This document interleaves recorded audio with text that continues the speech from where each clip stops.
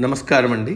ఈనాటి కమ్మని కథ పేరు నీరు చెప్పిన నీతి. వినిపిస్తున్నది మీ విజయభాస్కర్. రాతిపురం అనే గ్రామంలో కొండపై 2 ఊళ్ళున్నాయి.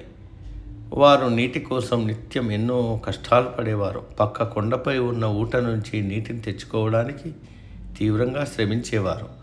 ఈ సమస్యకు శాశ్వత పరిష్కారం కోసం ఒకరోజు 2 ఊళ్ళ వారు కలిసి మాట్లాడుకున్నారు. పక్క కొండ నుంచి పైపు ఏర్పాటు చేసుకుంటే ఈ సమస్య పరిష్కారం అవుతుందని ఒక ఊరు వారు చెప్పగా రెండో ఊరి వాళ్ళు దానిని వ్యతిరేకించారు. పైపు వేయడం చాలా కష్టమైన పని, పైగా చాలా సమయం, డబ్బు, శ్రమ వృధా అవుతుందని వారు అంగీకరించలేదు. అందుకు తాము సహాయం చేయమని రెండో ఊరి వాళ్ళు చెప్పారు. కానీ మొదటి ఊరి వాళ్ళు పైపు వేయడం మొదలుపెట్టారు. మొదట్లో ఎన్నో ఇబ్బందులు పడ్డారు. కొందరు తీవ్రంగా గాయపడ్డారు. పైపులు విరిగిపోయి తీవ్రంగా నష్టపోయారు. వాళ్ళ కష్టాలని చూసి రెండో ఊరు వాళ్ళు నవ్వుకునేవారు.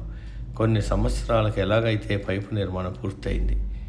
మొదటి ఊరిలోకి నీళ్ళు వచ్చాయి. రెండో ఊరు వాళ్ళు కష్టపడుతూనే నీళ్ళు తెచ్చుకునేవారు. వారిని చూసి మొదటి ఊరి వాళ్ళు రెండో ఊరి వాళ్ళకు కూడా తమ నీటిని ఇచ్చారు.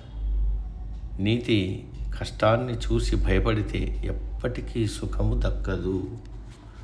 సమాప్తం.